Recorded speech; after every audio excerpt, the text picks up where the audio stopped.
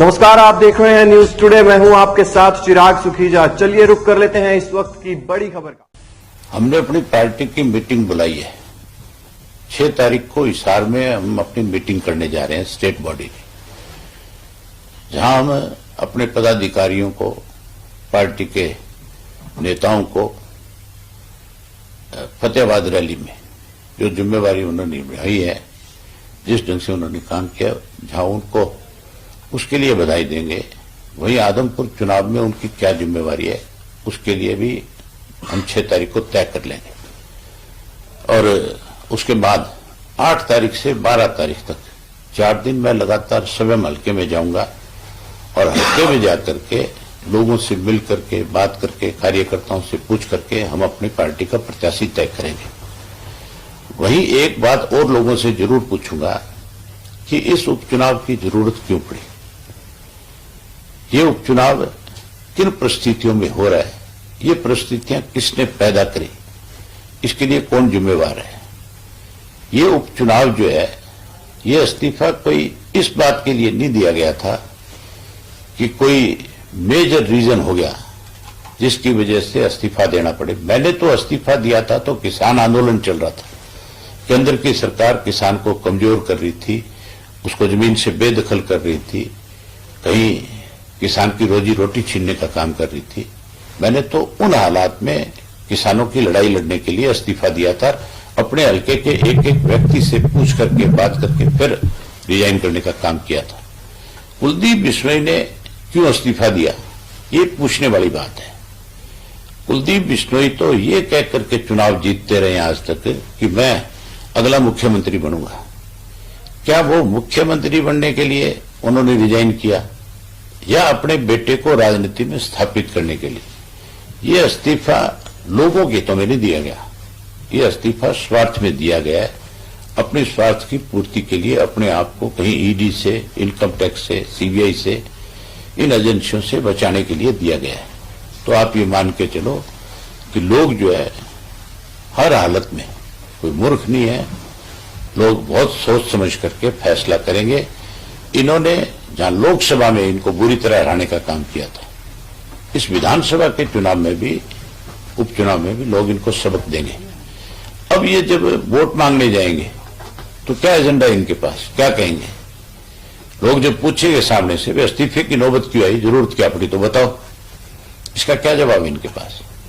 हर गांव में लोग ये सवाल करेंगे, पूछेंगे कि क्यों इस्तीफा दिया है। इंडियन नेशनल लोकदल की बात करें तो किन मुद्दों के साथ वो जनता के बीच में जाने का काम किया जाएगा?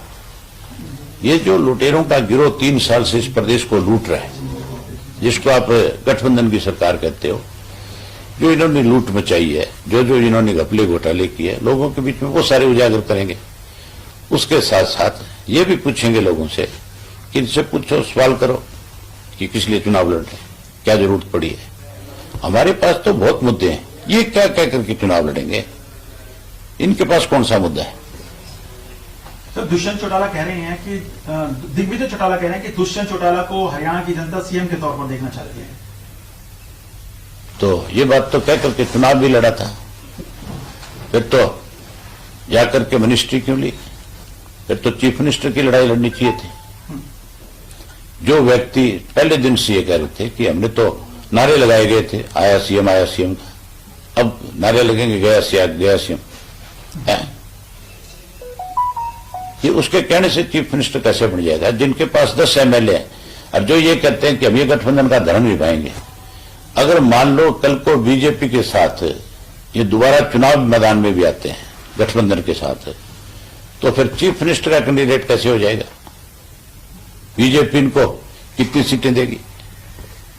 ये तो खाली सारा दिन लोगों के अंदर कैसे, तो कुछ तो बोलेंगे बेचारे, कुछ तो कहना ही पड़ेगा।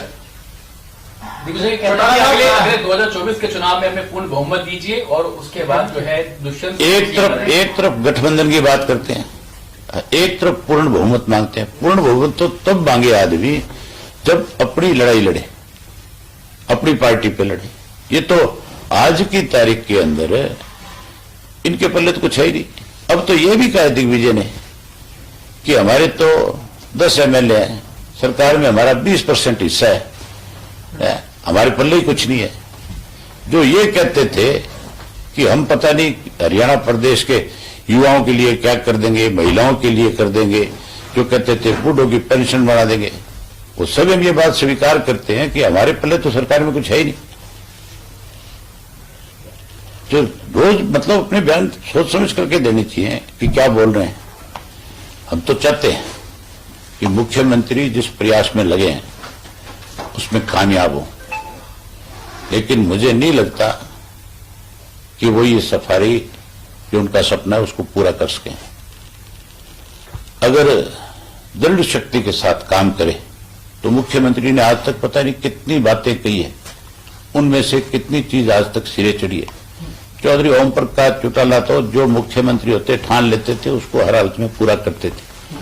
डिज्नीलैंड चौधरी ओम प्रकाश चौटाला ने अपने स्टेट से 2 बार विधानसभा का सत्र बुला करके बाकायदा तौर पे कानूनन रूप दे करके भेज दिया था। वो तो सेंटर के अंदर उस वक्त अडवाणी जी गृह मंत्री थे, उन्होंने उसमें रुकावट पैदा करने का काम किया था। हमारा तो मकसद था कि हरियाणा टैक्स फ्री सिटी बने, जिसमें ज्यादा से ज्यादा पैसा आए और लोगों को ज्यादा से ज्यादा विकास के काम हो सके, उसका फायदा मिल सके। लेकिन आज की सरकार ने तो बहुत सारे फैसले किए, बहुत सारे फैसले बदले।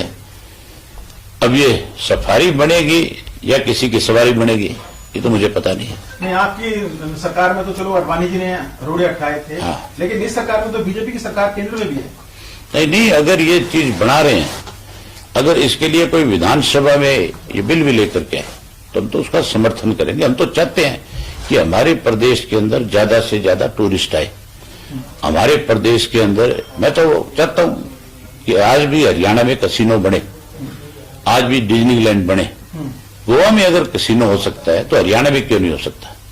हरियाणा में तो 1 नंबर में नहीं है ना सर, वो तो 2 नंबर में। नहीं, 2 नंबर में नहीं है। वहां पे भी जो कसिनो बने हुए हैं उनको बाकायदा तौर पे परमिट मिले हुए हैं, वो बाकायदा तौर पे फीस भरते हैं सालाना। वो कोई ये नहीं है। तो हरियाणा में जमीन पे अगर पानी पे लाइसेंस दे रहे हो वहां पे, तो जमीन पे दे दो, क्या दिक्कत है? जी, आज की कुछ अहम खबरें फिलहाल इस बुलेटिन में बस इतना ही। अगर आपने अभी तक हमारे YouTube चैनल को सब्सक्राइब नहीं किया है तो सब्सक्राइब कर लीजिए, Facebook पेज को लाइक कर लीजिए ताकि हर खबर आप तक सबसे पहले पहुंचती रहे। देखते रहिए।